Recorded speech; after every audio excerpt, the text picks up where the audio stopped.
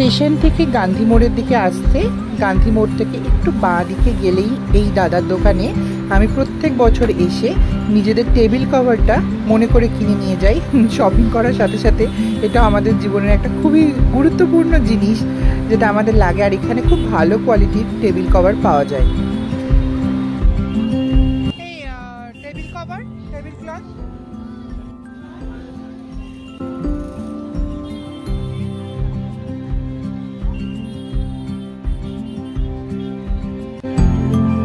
এই যে কেনা হয়ে গেল। দুটো টেবিল কভার 100 টাকা করে নেয়, বেশ ভালো। টেবিল কভার কেনার পরে পরবর্তী গন্তব্য আনন্দবাজার।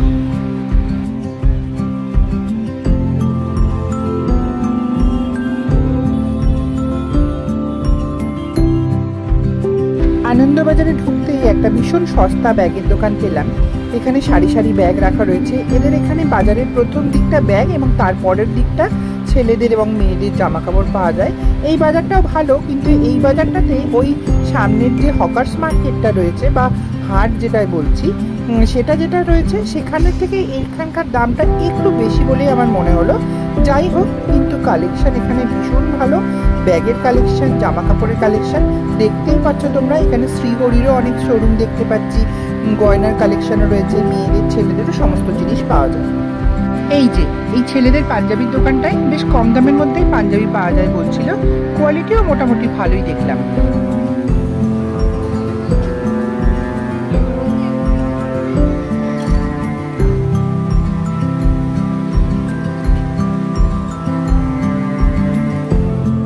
এই যে দেখো, মেয়েদেরও কালেকশন পাওয়া যায়। তোমাদের বলছিলাম না, ছেলেদের সাথে সাথে মেয়েদেরও পাওয়া যায়।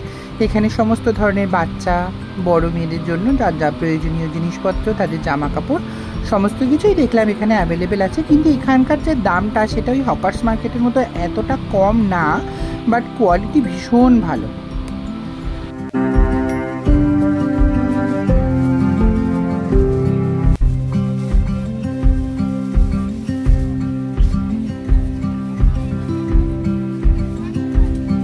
ওখানে ব্যাগের কালেকশনগুলো এত ভালো ছিল। মায়ের সাথে কথা বলছিলাম যখন, মা বললো চল না একটা ব্যাগের দোকানে যা যায়, একটু দাম দর করে দেখি কীরকম দাম। মোটামুটি দাম এখানকার ভালোই, কোয়ালিটি ভীষণ সুন্দর। এখানকার ব্যাগগুলোর মোটামুটি দাম বলছিল। একটা দোকানে ঢুকে পড়েছিলাম, বেশ ভালোই লাগছিল কালেকশনটা।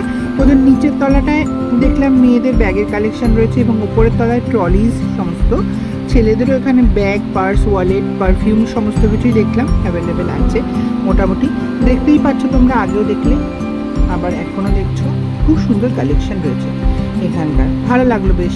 এই যে উপরেও চলে গেছিলাম আমি ধীরে ধীরে সিঁড়ি দিয়ে যেতে যেতে দেখলাম ওদের এখানেও সাইডটাও বেশ ব্যাগের কালেকশন রয়েছে এবং উপরে গিয়ে দেখলাম শুধু ট্রলির কালেকশনগুলো রয়েছে। বেশ বড় ব্যাগের দোকানটা, ইচ্ছাপুরের দিকে এরকম বড় ব্যাগের দোকান আমি সচরাচর দেখি না। এখানে বেশ ভালোই দেখতে পেলাম কাঁচরাপাড়ার মধ্যে। দেখো একদম স্টেশন রোডে ওই আনন্দবাজারের মধ্যে এই ব্যাগের দোকানটা পড়ে, ঢুকতেই ডান দিকে পড়ে ব্যাগের দোকানটা। বেশ ভালো, অনেক কালেকশন এদের। তোমরা দেখতে থাকো, দেখো সুন্দর কালেকশন লাগবে।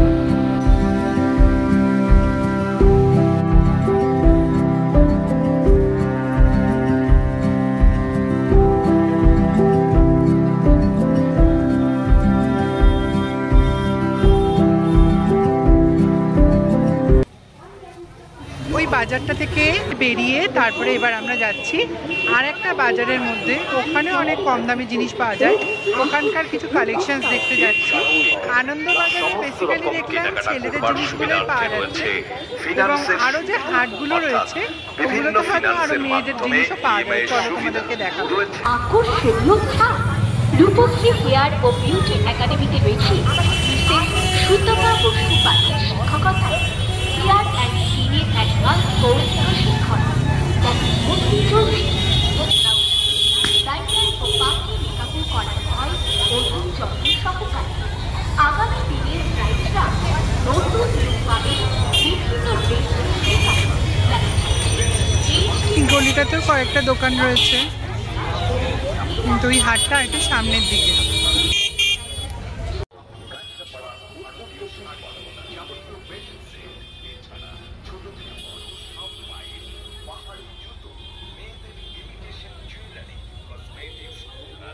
বিভিন্ন স্টেশনারি সামগ্রী এবং new Vivekananda hawkers market, Kanchrapara.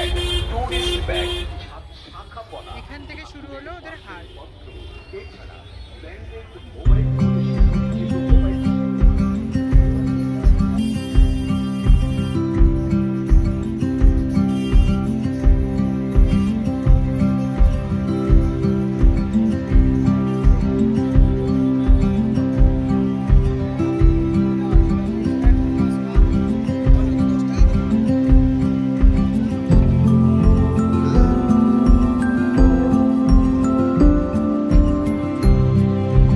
Hawker মার্কেটটায় অনেক লোয়েস্ট প্রাইসে জিনিসপত্র পাওয়া যায়, একদম সাধারণ মানুষের জন্য সব সময় খোলা থাকে। বিশাল মার্কেট, বিশাল বিশাল মার্কেট।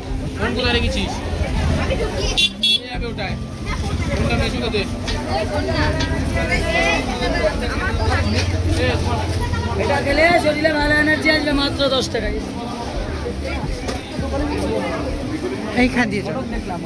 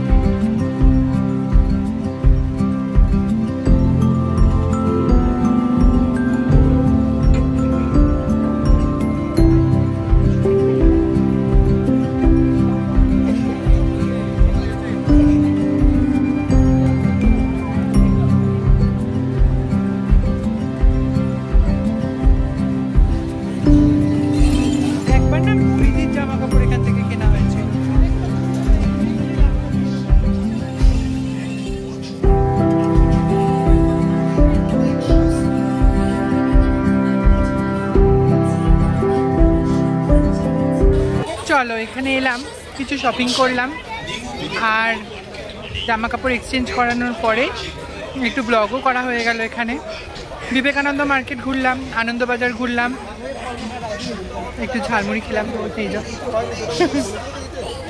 খেয়ে তারপর এখন যাচ্ছি বাড়ির উদ্দেশ্যে। কাঁচরাপাড়া থেকে ইচ্ছাপুর প্রায় 6টা স্টেশন।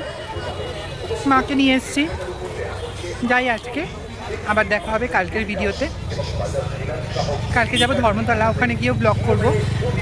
আপাতত তোমাদেরকে সবাইকে টাটা জানাই, চলো বাই।